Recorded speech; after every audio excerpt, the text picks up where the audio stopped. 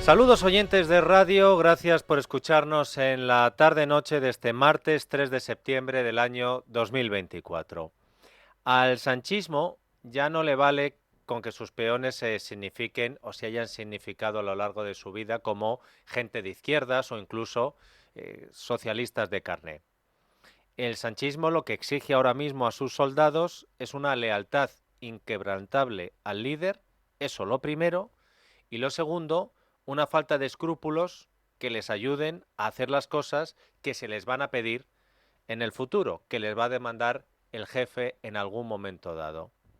Por eso, al sanchismo no le vale para colocar al frente del CGPJ a una juez progresista cualquiera. Lo que querían es colocar a una nueva Pumpido. Al sanchismo no le vale al frente de las federaciones territoriales del PSOE gente socialista de carné, aunque sea sociata de toda la vida. No, lo que quieren es colocar a gente tan sanchista que estén dispuestos a perder sus elecciones regionales en sus autonomías, con tal, eso sí, de que el líder pueda continuar gobernando con sus socios independentistas. Al sanchismo no le vale, como gobernador del Banco de España, un economista de tendencia socialista, a alguien que haya tenido posibles para estudiar en la Universidad de Minnesota y que luego haya hecho carrera universitaria con perfil de izquierdas. No, no, no, no, no. Al que hay que colocar ahí es a uno de los ministros que más ha pisoteado su carrera profesional con tal de servir a Pedro Sánchez. Ese hombre es el todavía hasta ahora ministro de Transformación Digital del gobierno de Pedro Sánchez, José Luis Escrivá. Según se está publicando ya en varios medios de comunicación, Sánchez le ha dicho a su equipo que será José Luis Escrivá el definitivamente elegido como gobernador del Banco de España hasta el año 2030. Es lo más parecido que tenía Pedro Sánchez a José Félix Tezanos para hacer con el Banco de España lo mismo que ha hecho con el CIS, con el Centro de Investigaciones Sociológicas: destrozar su prestigio y utilizar el trabajo de la institución para fines partidistas. Y la cosa no se queda ahí, porque el gobierno ha decidido que, como colocar a Escrivá no es suficiente, pues le van a poner una número 2 de confianza. Según cuenta Diogetti, la elección del candidato a gobernador del Banco de España es verdad que es una facultad exclusiva del presidente del gobierno, que no debe pasar por las Cortes, pero la regla no escrita que se ha seguido en democracia es que los dos principales partidos, el PSOE y el PP, acuerdan designar al candidato y, a cambio, el partido que en ese momento está en la oposición designa al subgobernador, al número 2. Pues bien, por segunda vez en la historia de nuestro país, y siempre con el PSOE ha decidido asaltar el Banco de España sin contar con el PP. La primera vez fue cuando Zapatero, el maestro sensei de Pedro Sánchez, puso como gobernador del Banco de España a Miguel Ángel Fernández Ordóñez, al mafo malo, y recuerden lo que pasó en ese Banco de España con las presiones para que hubiera fusiones de cajas de ahorros y todo lo que pasó después. Y el número 2, el PP dijo, bueno, pues ponemos nosotros a José María Roldán. Y Zapatero dijo, no, va José María Viñals. Que se necesitaba tener el combo perfecto para lo que Zapatero quería hacer desde el Banco de España. Ahora la historia se repite con Pedro Sánchez. Pero es todavía peor, porque el presidente del gobierno ha decidido los dos cargos sin dar ninguna oportunidad al PP para que presente alternativa. Aquí ni importa. Y les citaba antes Diogetti que la noticia es que la subgobernadora escogida por Moncloa sería Soledad Núñez, que fue directora de Política Económica y directora del Tesoro durante los gobiernos de José Luis Rodríguez Zapatero. No es casualidad este dato que les doy, si es la elegida finalmente, por la ascendencia que cada día tiene más y más Zapatero sobre Pedro Sánchez. Así que por primera vez en la historia el nombramiento va a recaer también, hoy vamos de hitos históricos, en un miembro del Consejo de Ministros. Nunca antes ningún presidente del gobierno de España había colocado a un ministro que tuviera sentado en su gobierno como gobernador del Banco de España. Una vez más, Sánchez rompiendo barreras. Feijóo ha dicho esto. Yo espero que no lo hagan, pero todo parece indicar que lo van a hacer. Por consiguiente, para nosotros, que no cuenten en esta nueva invasión del Banco de España. Y lo siento por el desprestigio que supondrá para el Banco de España que un gobierno señale a un ministro como gobernador del banco. Insisto, creo que eso es muy malo para la independencia del Banco de España, es muy malo para nuestro prestigio en el Banco Central Europeo. Hoy ha habido Consejo de Ministros. Hoy José Luis Escrivá estaba sentado en la mesa de Pedro Sánchez y hoy se ha conocido que Pedro Sánchez lo va a colocar en quizá uno de los organismos independientes más importantes que tiene la democracia española. Así que en la rueda de prensa posterior al Consejo de Ministros le han preguntado a la portavoz Pilar Alegría por esta noticia. Quería preguntarle si finalmente el Gobierno va a postular al ministro Escrivá como gobernador del Banco de España, renunciando, por tanto, a un acuerdo con el principal partido de la oposición. Saben que el plazo para su gobernadora es hasta el próximo 11 de septiembre, pero es que además, como ya ha trasladado el propio ministro de Economía, mañana mismo va a comparecer en el Congreso de los Diputados y, por tanto, será él quien dé cuenta sobre este asunto. Ya digo que es mañana mismo el ministro del señor Cuerpo comparece en el Congreso de los Diputados. Claro, la noticia es tan gorda, la noticia es tan escandalosa, que Pedro Sánchez se vaya a atrever también a colocar a un ministro suyo, en este caso en el Banco de España, que los periodistas no se han conformado con esta salida por la tangente de Pilar Alegría y han insistido. Ya se ha pronunciado, pero no sé a las críticas que señalan, ¿no?, que un ministro pase directamente a un órgano independiente, ¿qué le parecen? Si me quiere contestar. Voy a remitirme a lo que le respondía a su compañera. Es el propio ministro de Economía. Mañana va a comparecer en el Congreso de los Diputados para dar cuenta de esta cuestión. Ahora me van a permitir un mensaje, por supuesto, de tranquilidad, desde una óptica sencilla. Y es evidente que los responsables de dirigir el Banco de España, sin duda ninguna, responderán, como no puede ser de otra manera, a un perfil de absoluta solvencia, como siempre ha sido, y lógicamente, estando siempre a la altura, tanto en términos de compromiso y de competencia, como siempre ha sido. ¿Que Escrivá va a estar a la altura de lo que quiere Pedro Sánchez de él como gobernador del Banco de España? Yo tengo pocas dudas. Yo creo que sí va a estar a la altura de lo que quiere Sánchez que sea Escrivá como gobernador.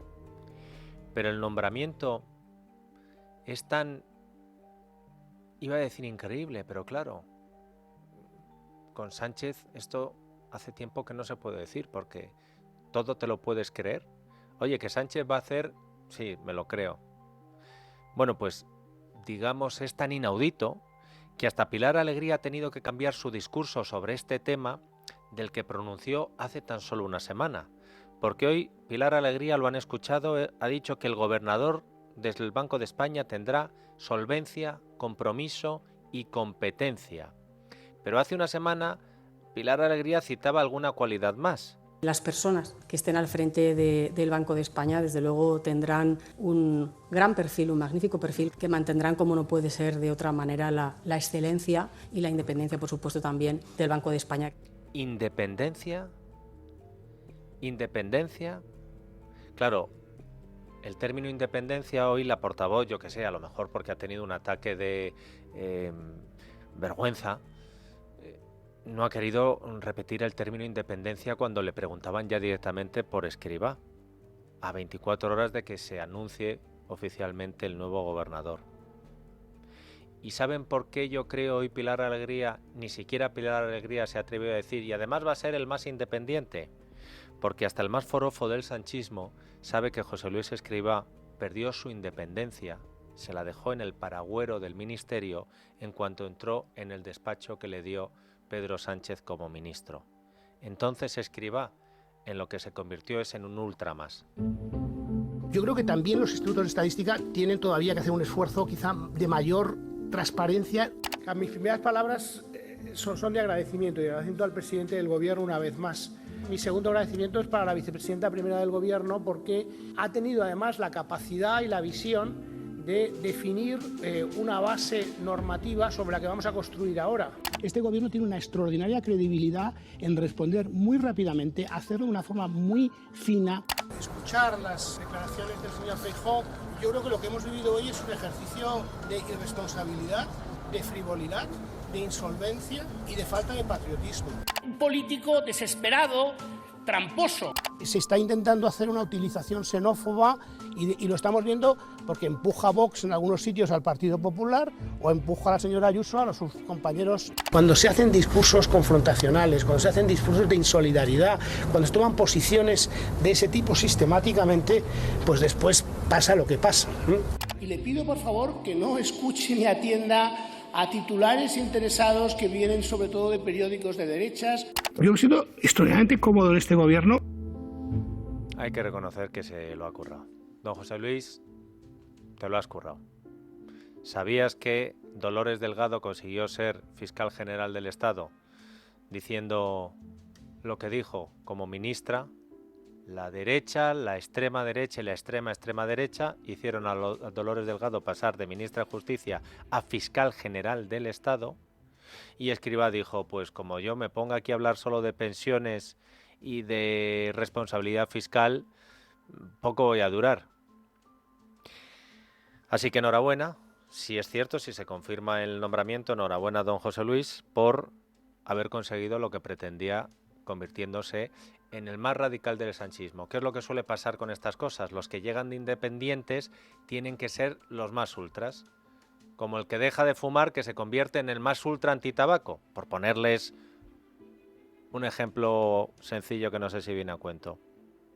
Y hoy, al ver a la Moncloa filtrando el nombre de Escrivá como nuevo jefe del Banco de España, me he acordado especialmente de los trabajadores de esa entidad.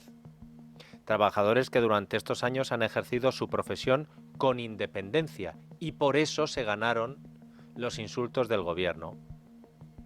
Esos trabajadores saben que a partir de esta semana, si se confirma la noticia filtrada por la Moncloa, su nuevo jefe va a ser el mismo que les atacó durante estos años. Los datos de hoy de empleo son extraordinariamente buenos. Pongan la hemeroteca y miren cuando ha empezado la guerra, lo que nos decían los agoreros, como nos dijeron con la pandemia. Yo recuerdo con la pandemia encontrarme encima de la mesa previsiones de organismos internacionales del Banco de España de tasas de paro del 25%. ¿Pero qué debate es este? ¿Por qué tenemos este debate artificial creado en España y nos bombardean con esto? Es algo verdaderamente sorprendente. No hay debate más espurio en España que se me ocurra que este. Es un debate lleno de falsedades, lleno de espuriedades, que se inventan narrativas europeas que no existen. Y se estaba refiriendo al Banco de España. ¿Quién se atreverá a realizar informes desde el Banco de España contrarios a los intereses del gobierno de Pedro Sánchez, ahora que el gobernador es el exministro que les atacaba desde el gobierno? Y si hay alguien que se atreva, ¿a cuántos se les purgará o se les apartará de sus puestos? Como se ha hecho, por ejemplo, en la abogacía del Estado, para convertir la abogacía del Estado en el bufete que defiende a Pedro Sánchez y su familia. Si el jueves se confirma, el Banco de España se va a convertir en la enésima institución pública vampirizada por el sanchismo.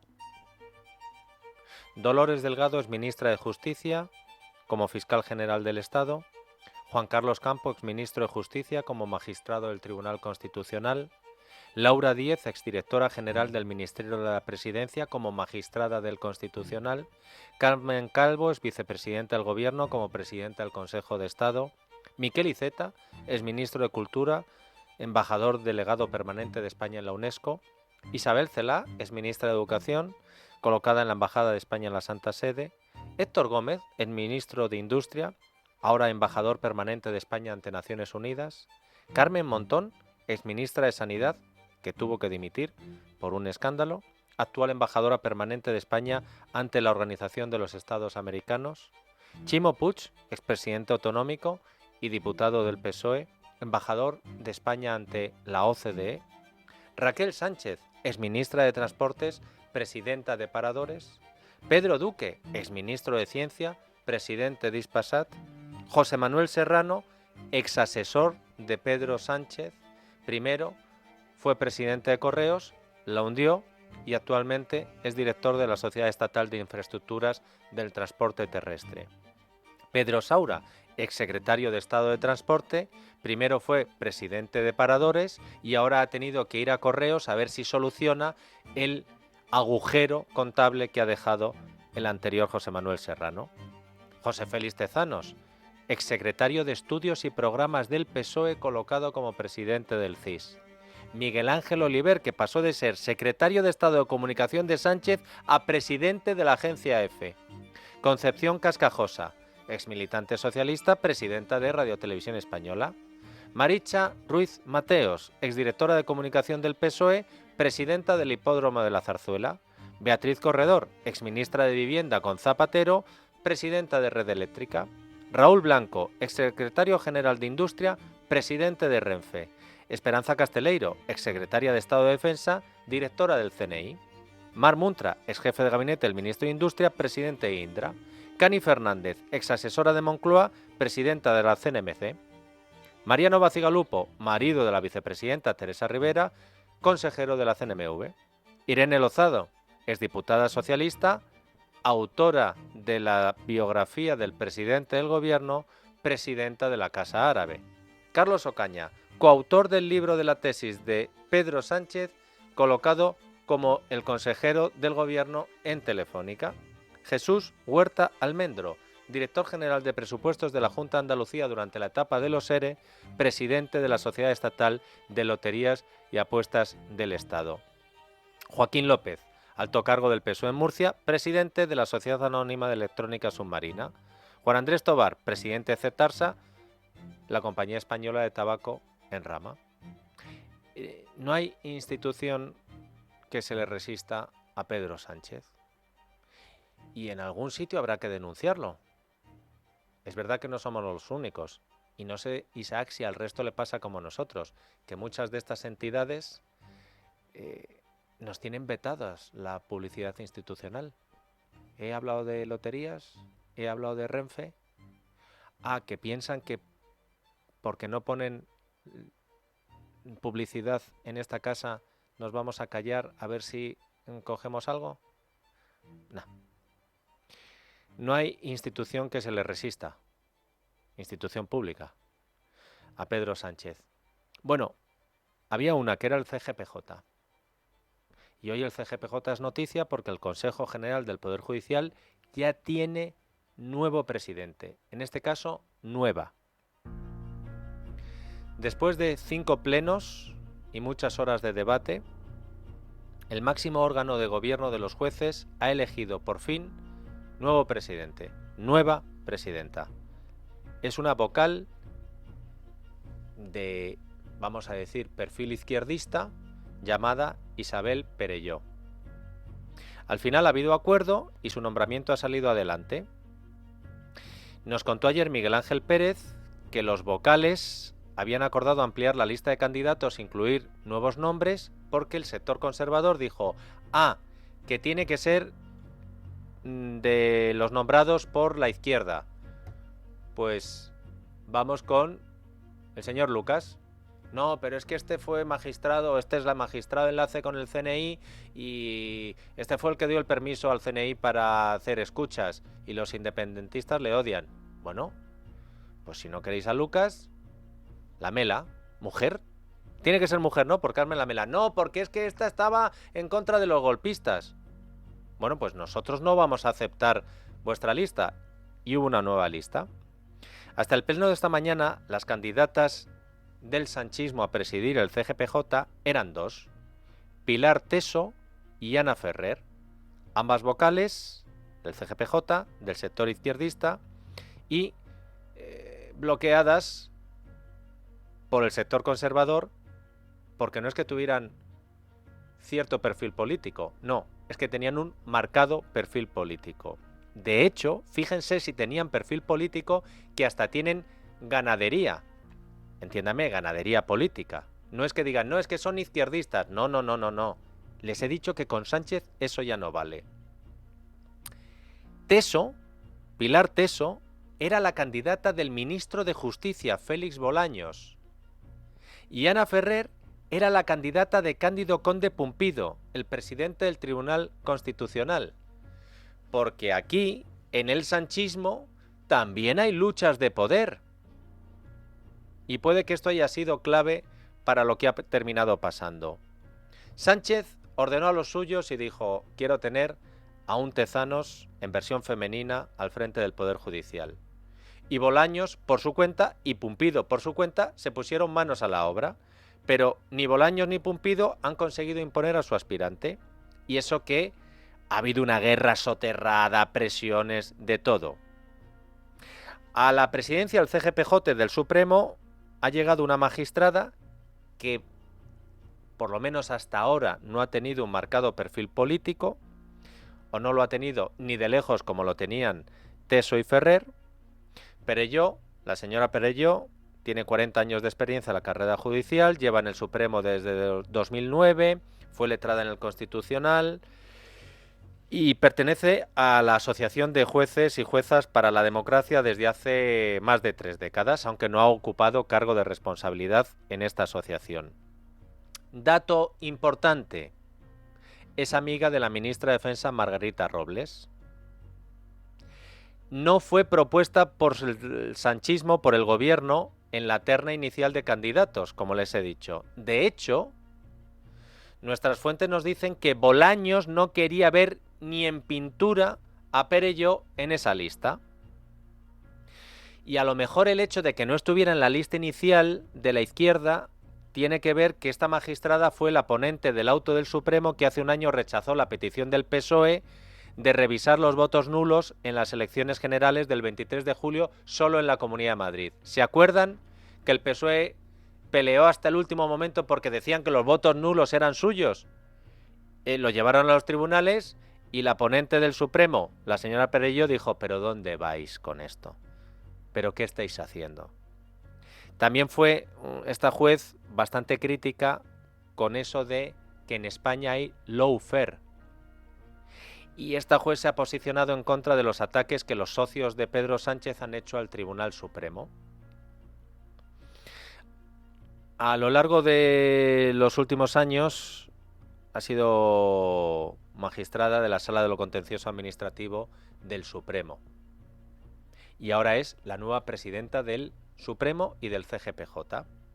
Y en la rueda de prensa posterior al Consejo de Ministros le han preguntado a Pilar Alegría por este nombramiento. Después de 28 años de presidentes conservadores del Poder Judicial, el Gobierno espera que este cambio, la primera presidenta progresista, suponga algún reequilibrio en los nombramientos a partir de ahora entre progresistas y conservadores. ¿Qué espera de los próximos 5 años? Es que es una magnífica noticia, que por primera vez en la historia, una mujer, es verdad que además en este caso es una mujer progresista, presida el Consejo General del Poder Judicial. Creo que es una gran noticia, no solamente para el Poder Judicial, sino para el país en su conjunto. Le han preguntado más veces a Pilar Alegría por este nombramiento de Perelló y ella ha repetido en cada respuesta 2 palabras: mujer y progresista. Es un hecho histórico, mujer y progresista, decía Pilar Alegría. Fantástico, un hito. Por primera vez en España, una mujer progresista preside el Poder Judicial. Y en mi opinión, la noticia es verdad que es tan histórica porque será un hecho que nadie podrá quitarle a Perelló. Es la primera en algo. Es una noticia tan histórica que creo que ustedes se merecen saber más detalles de cómo ha sido el nombramiento de esta primera mujer y progresista al frente del Poder Judicial. Por ejemplo, que la persona que ha propuesto hoy a Isabel Perelló para que se la votara como nueva presidenta del CGPJ ha sido el vocal del sector conservador, Alejandro Abascal. A Perelló le han votado desde un principio los 10 vocales conservadores y se les ha sumado solo uno de la parte progresista. Como se necesitaban 12 votos para la mayoría, se ha hecho un receso y se ha vuelto a votar. Y ahí se han sumado otros 5 vocales, hasta quedar la votación en 16 votos a favor y 4 en contra de vocales de la izquierda. Porque por lo visto para algunos, Perelló no debía ser o lo suficiente mujer o lo suficiente progresista. Así que hay que ponerse en la situación de hoy. Porque si hay que ponerse una medalla por el hito histórico para la mujer, resulta obsceno que sea la izquierda la que se quiera apropiar de algo contra lo que han votado y maniobrado en contra.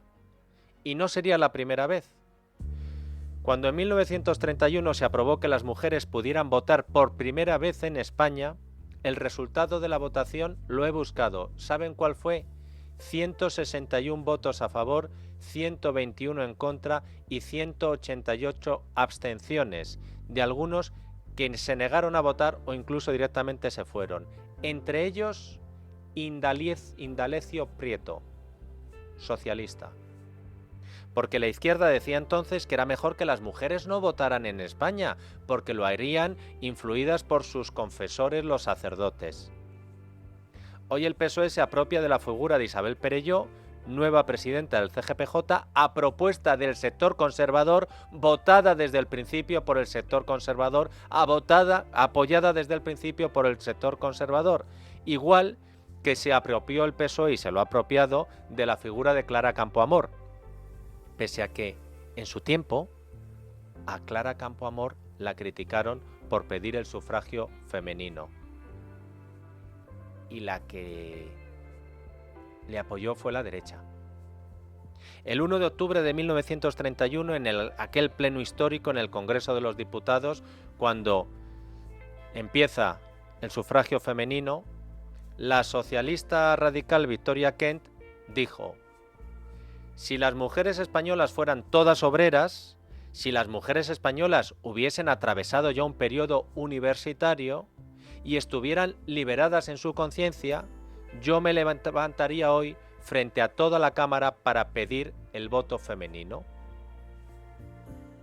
Pero la socialista Kent no lo hizo, en contra de Clara Campoamor. 90 años después, las mujeres españolas ya no solo tienen que ser obreras o universitarias para que algunos las voten o las coloquen, también deben de haber jurado antes lealtad profunda e inquebrantable, eterna al sanchismo.